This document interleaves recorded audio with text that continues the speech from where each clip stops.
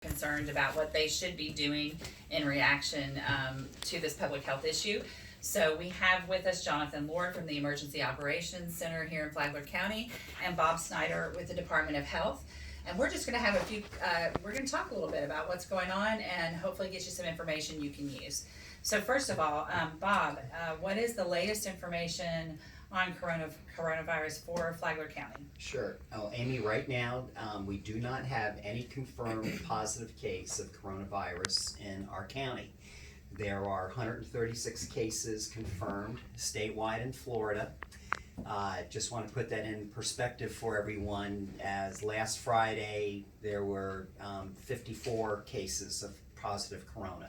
Today, 136. So the fact that we don't have a confirmed case here in Flagler County, we all know, right, Jonathan, that will most likely change soon. But I want everyone to know that we are prepared to respond if that does happen or when it happens. And we can go over through this interview just a review of some wonderful things that have occurred, and just by decisions being made over the weekend by organizations in town to reduce the chance of transmission and spread. So I'd love to talk about that. Sure. And a few other things too. Okay, great. So I know businesses are confused. We at the Chamber are confused about exactly how we should be reacting and responding right now, because we know in addition to the health impact that we could have, this could have on our community, it could also have a great economic impact on our community as well. And all of you that are business owners are wondering, should I close? Should I operate differently? How should my employees be operating? So we're here to answer some of those questions. We at the Chamber are canceling all of our community events right now, as well as our board meeting, which we'll probably do by phone, just to be prudent and try to stop the spread. We're trying to do as much as we can that isn't essential away from one another. So that's where we are currently at the Chamber. We'll be talking today with our board about possibly closing our doors to the public for a while, but that doesn't mean that we won't be there working day to day. Of course, we have a small staff. So Jonathan, Bob, what should somebody do? Let's go from small business to big business. How can they respond to help keep the spread of this from happening in our community? Yeah, Amy, I think we're at the point that everyone needs to follow what Amy just suggested for the Chamber. Jonathan will talk about this in a minute, what he and the Board of County Commissioners is suggesting for the county and events sponsored by them. The City of Palm Coast took action this weekend as well. And so many organizations like Rotary, my Rotary Club. I mean, we are suspending for the time being small and large gatherings, social distancing, as Dr. Fauci from the National Institutes of Health, the infectious disease specialist for the country, he is preaching passionately, please cancel and suspend social gatherings of any kind. There's so much that we can do by way of Skype, by way of webinar, like we're doing right now. And so many people and businesses have the opportunity to work from home. So I think that needs to be considered as well.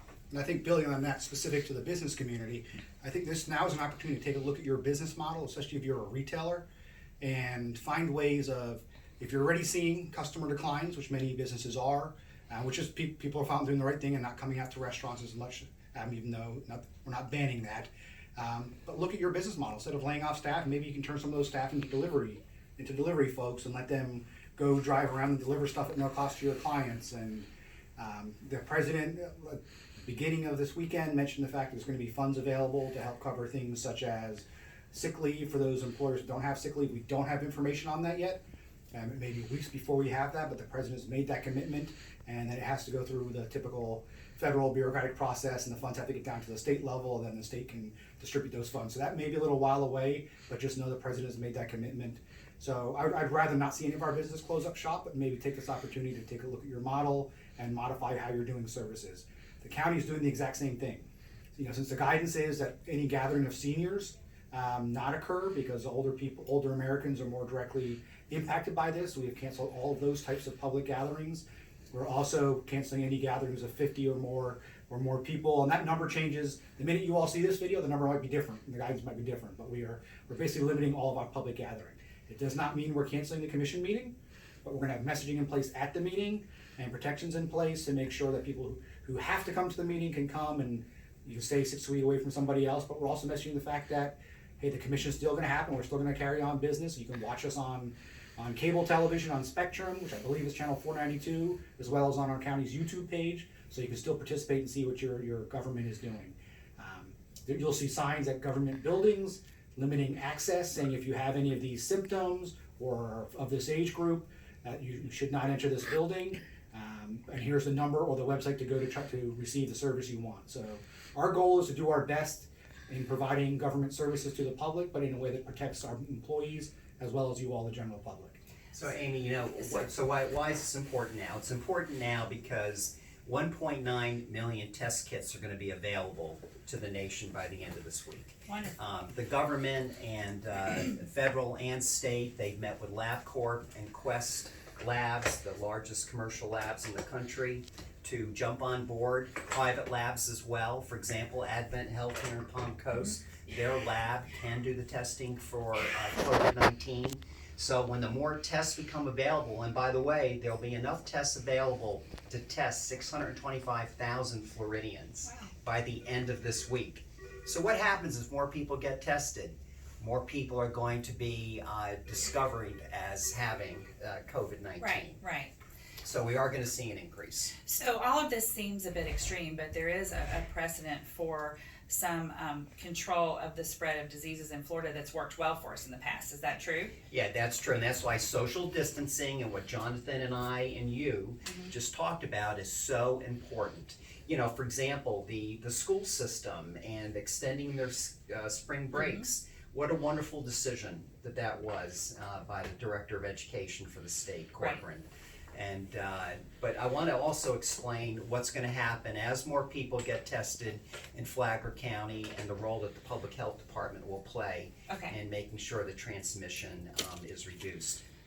So it's called contact tracing. So when we get the first evidence and confirmation of a positive patient with the virus in Flagler County, our epidemiological nurses and investigators will talk to the patient. We'll get a good handle for who the patient's been in contact with, and we'll just start contacting them. We'll start monitoring them. If they begin to display symptoms of COVID-19, we'll recommend self-isolation and monitor them for 14 days, and if necessary, go to their homes.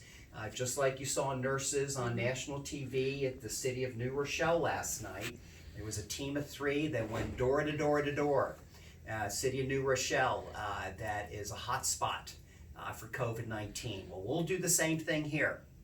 We'll don masks and gloves and gowns, and with our test kits, we'll take the sample and we'll get those samples transmitted to the state health lab. And then if intervention is necessary, we'll make sure that happens. But most likely, it'll be a situation of patients self-isolating at home and being monitored by our nurses at the health department. And so again, that is what we'll do. Wonderful. That's great information. So in terms of us being consumers, we can still go do some shopping, right, if we need something? Yeah, unless you were told to isolate. Yeah. Go shopping, but take those extra precautions. Stay 6 feet away from the person in front of you. It is a respiratory-borne illness, as Bob had mentioned, but it doesn't mean that if someone's 30 feet away from you, that they can transmit it to you. It's if they're within 6 feet is the generally accepted guidance. So stay 6 feet away from the person in line. And is that 6 feet because of sneezing, coughing? It's not just gonna, Correct. we're sitting here together, it's not gonna jump over the table and, right? I mean. Well, the droplets, when someone sneezes and coughs and they don't take the proper precautions, imitate Dracula, right everyone? That's what you want to do, is you want to cough or sneeze into the crook here of your arm and elbow. Right. That's what you want to do, because the droplets can carry 3 to 6 feet. Right. And it can stay on surfaces for up to 4 days. So in terms of, but we can be around each other as long Yes. as we're not exhibiting symptoms Correct. and just taking some precautions. So your customers can still come in. You might want to help educate them on exactly how the virus works and operates. And then again, I think it was great an explanation from Bob that everyone tried to consider their business model and see. I noticed on the beach the other day that there were a number of the restaurants who were working on delivery, which I think is a great idea. But we shouldn't be fearful to go out in the community. I know getting outdoors is a good It's a thing. great thing. Yeah, so, in fact, I think Jonathan said the other day to us, sunshine kills a lot of stuff, so get out there, and don't be afraid to go out of your home. But yes, if you have any, symptoms, stay home. What about employees? So, how long would it take the virus to show, what is the incubation Yeah. period, incubation period is 14 days, 2 to 14 days. So that means that someone could be asymptomatic or have mild symptoms and think that it's an allergy or a bad cold or something else. But good chance it could be the virus. And so we want to really implore employees, if you are sick, stay at home. Practice good hygiene. Wash your hands for 20 seconds with soap and water. Use the hand sanitizers. That's the best practices that should be employed right now. And actually, building, since you just said hand sanitizers, yes, it is hard to find it. There's not a lack of it. Nationally, it's not a production issue. It's just stores can't keep it in stock because people are hoarding, trying to do the right thing. But buy when it becomes available again, which it may become available every night, and the stores get to restock it again. Don't buy what you need, not what for until the next shopping trip. Don't try to empty store shelves. A lot of stores are starting to limit to help mitigate that somewhat. But even more important than hand sanitizers, hand washing works way, way better anyway. So number one is hand washing. Hand sanitizer is only when you don't have access to a bathroom to wash your hands. And that's why you keep that for that unique circumstance where you cannot get to a bathroom. We're even going to do that here in the county facilities that recommend people wash their hands when they enter and wash their hands when they leave. You don't have to have hand sanitizer. Again, soap and water works better. It washes the virus and any pathogens right down the drain. And and there's no reason for anyone not to be informed about what is going on, either here in Flagler County or nationally. This is going to be on the news for probably the next 7 to 8 weeks, every single day. And please check out the CDC website for information, for tips and recommendations for small and large businesses. Yeah, It'll be there. Yeah, there's industry-specific information there as well, so Right. I would check that out. I know the Department of Health is doing a great job with EOC providing daily information, so check their website out, as well as the CDC. Make sure, again, I think this is, we're not in panic mode, we're in response mode, which means we're preparing, trying to contain it, and we can all work together to do that.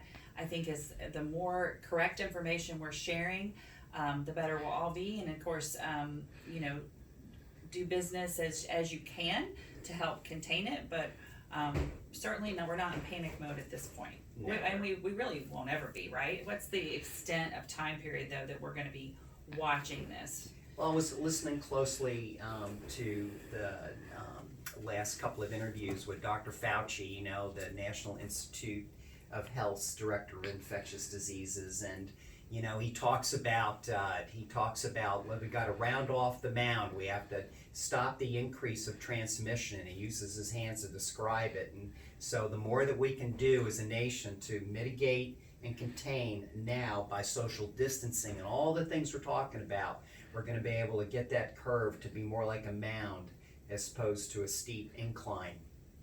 But we can expect, he said, about 7 to 8 weeks, if we do the right thing as a country and as a local community, to end this virus and to basically have it die. Good. And do the right thing means following that guidance. If you're sick, stay home. Don't say, I'm going to cover up and go shopping. Right. Stay home. Use delivery services. If it's a fiscal issue and you can't do that, reach out to county government and nonprofit, and we will find ways to get you those things that you need. We will come up with solutions for you. But please, follow that guidance. If you're an older American, now's the time to stay home. That is the guidance, whether you're sick or not. If you have a weakened immune system, stay home. And if you're told to quarantine, stay home. Please do not go out in public and spread this to anybody else. And here's the Department of Health has a 24/7 call center if you have any questions, issues, or concerns, and that number is 866-779-6121, and it's right up there behind us at the top. Or floridahealth.gov, www.floridahealth.gov. There is just a lot of good information out there. We keep updated at our website, Department of Health, on the latest numbers of positive cases, number of people who have died, number of pending tests, number of negative test results statewide, and also the number of people that we're monitoring on a daily, frequent basis. Wonderful, and I want to say thank you to Katrina Frill. She just handed me a note, but she's also been with the County Economic Development Office. She and I have been working together to try to keep providing information to our businesses. This is our first session on Facebook Live. Hello, everyone. But we're also trying to talk with some of our larger stores about restocking, and she's helping out a lot with those efforts. So we will probably do some other Facebook Live posts as well.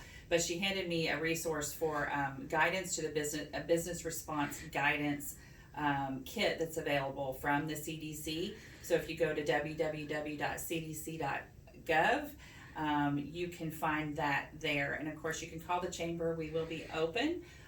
We might close to the public here in the next few days just to do our part. But again, I encourage all of you as businesses to be responsive. Again, not in panic mode. Help educate your customers as they come in about what the reality is. So, and again, we're going to be canceling our large gatherings, public meetings, and even our golf tournament. We're going to move it down the road sometime this year. So, thanks you all for watching. If you have any questions, please call the Department of Health directly. They've been great with us about agreeing to get together and trying to provide some community information. So. Is that it? Yep, and that number is 866-779-6121. Local Department of Health number is 386-437-7350. And if you're looking for the links again to find different things, if you go to the county's main webpage or the emergency page, which is flaglercounty.org/emergency, you'll see a link to COVID-19, and the page is actually on the screen behind me. And there are links to the CDC and the health department from there. So you just need one place to land and then get referred back to the health department or the CDC. You'll be able to find that easily right on there for you. So stay well, everyone. We'll keep you updated with what's going on. Thanks for watching. Bye.